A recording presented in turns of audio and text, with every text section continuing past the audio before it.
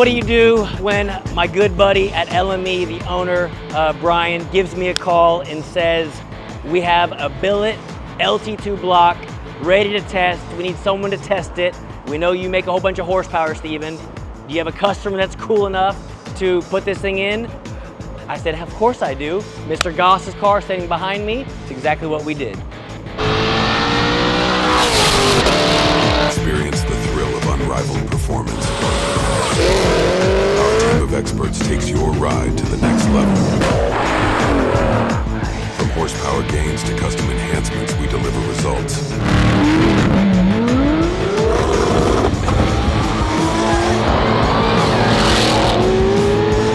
Late model racecraft. We talking or we racing?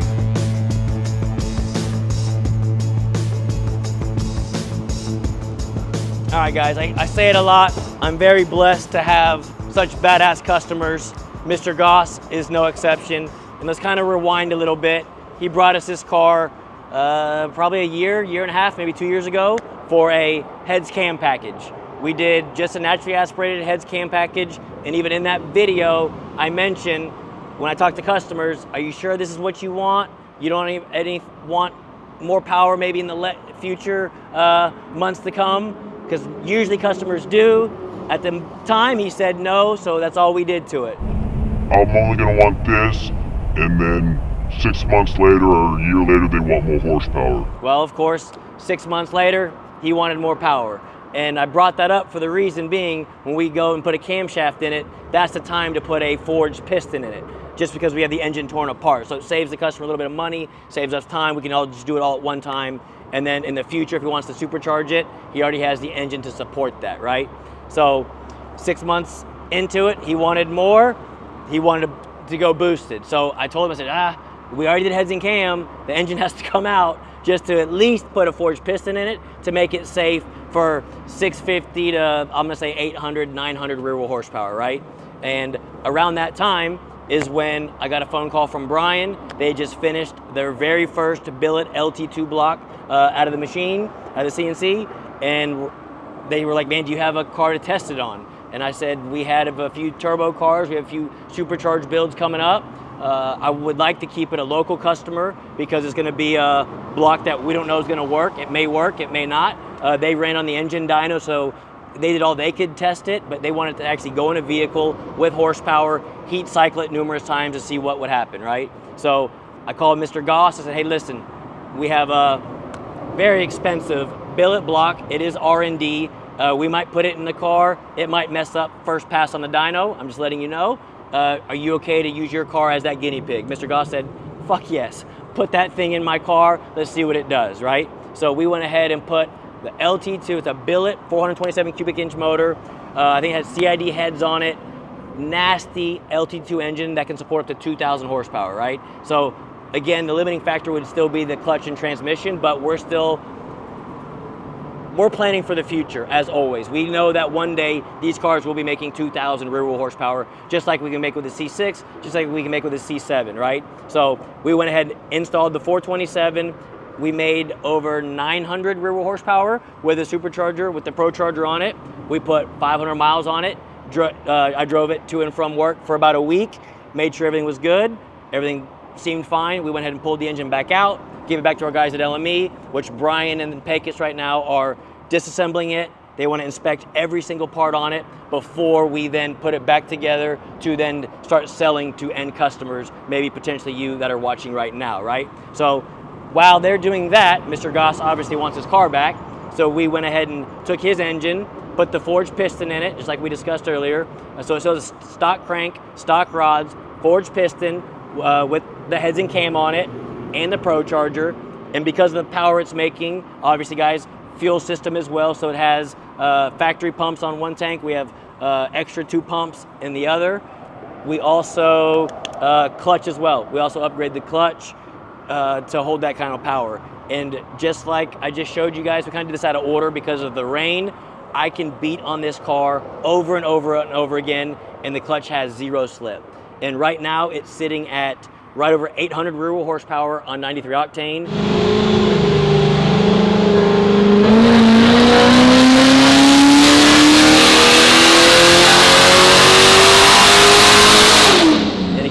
with the 427, it made over 900 rear wheel horsepower and drove exactly the same.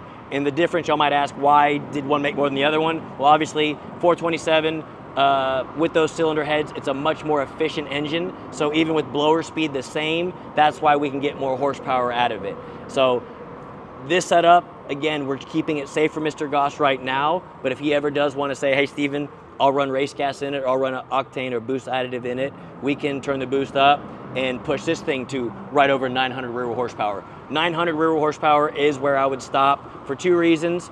DI only, we max out. There's no port injection on this car, so this car runs and drives with only 1 computer in it, and only 1 set of injectors in it, and also factory crank, factory rods. Usually 900 rear wheel horsepower is where I like to stop with the factory rod. So right now, I think it made like 810, where it sits right now, where y'all just saw me driving, having fun. That is a good stopping point, in my opinion, for Mr. Goss to go from when it was naturally aspirated, making 500, to now 300 rear wheel horsepower more. So he's gonna notice a huge seat of the pants feel when he drives it, and still have a good car that him and his wife can take out on a Friday night to dinner with the exhaust closed, like I was talking about when we were driving it, with the American Racing headers and the Corsa exhaust with the dual mode. This thing is very loud when open, but you close it, and on the highway, it gets very quiet just from flipping the switch. So with that being said, guys, hardtop convertible, y'all can see the nice billet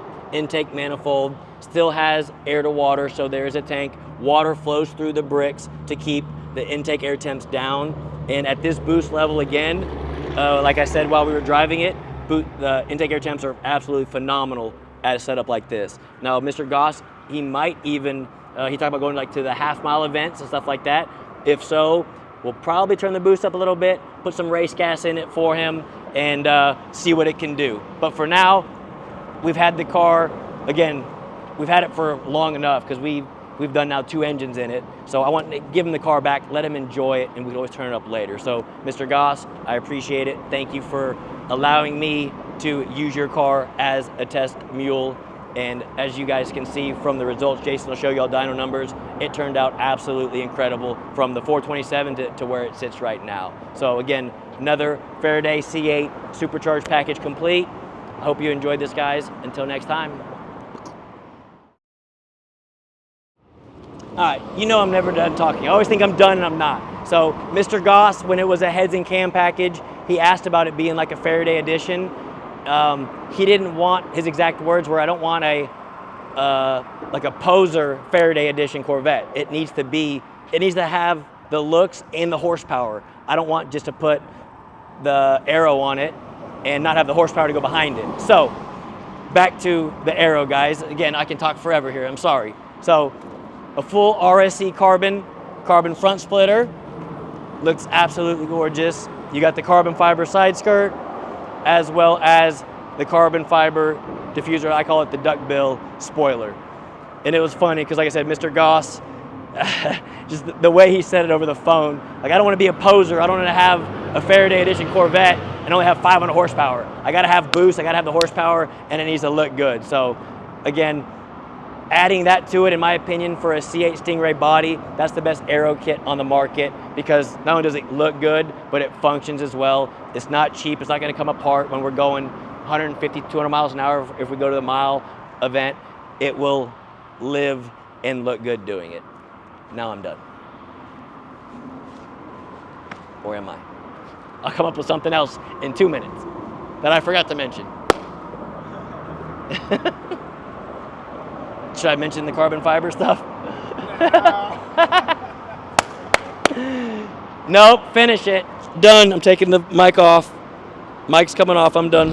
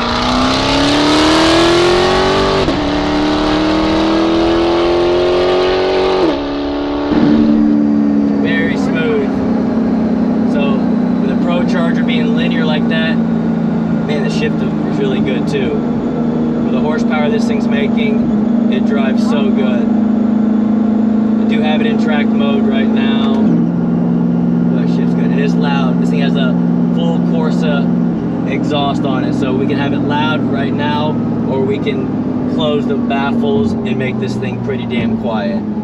Mr. Goss is gonna love this thing.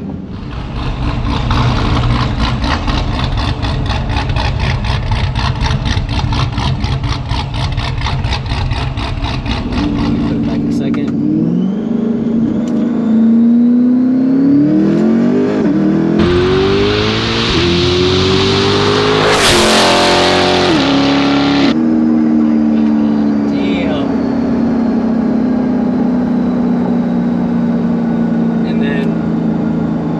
The best of both worlds.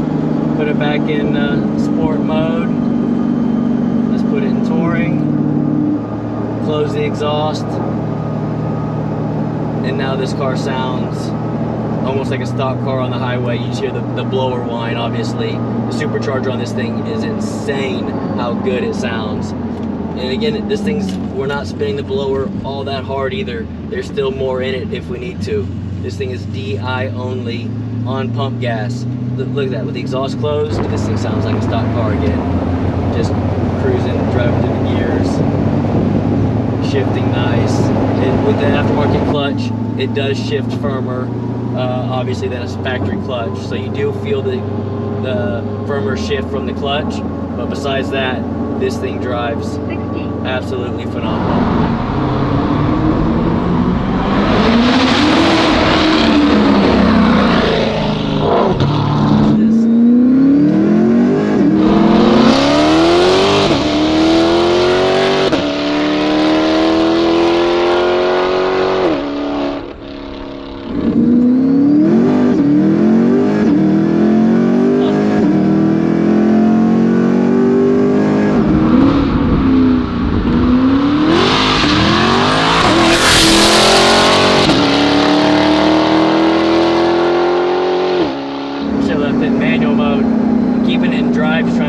Downshift it, hold it in first. It kept upshifting right before I went to get on it. But this thing in first gear, first through fourth, just rolls out.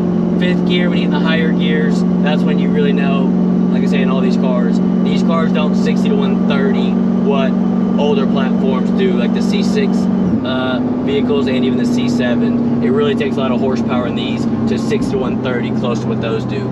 These things from, I'll say 60 to 110, they'll beat those other cars, but from like 110 to 130 is the way that they're geared.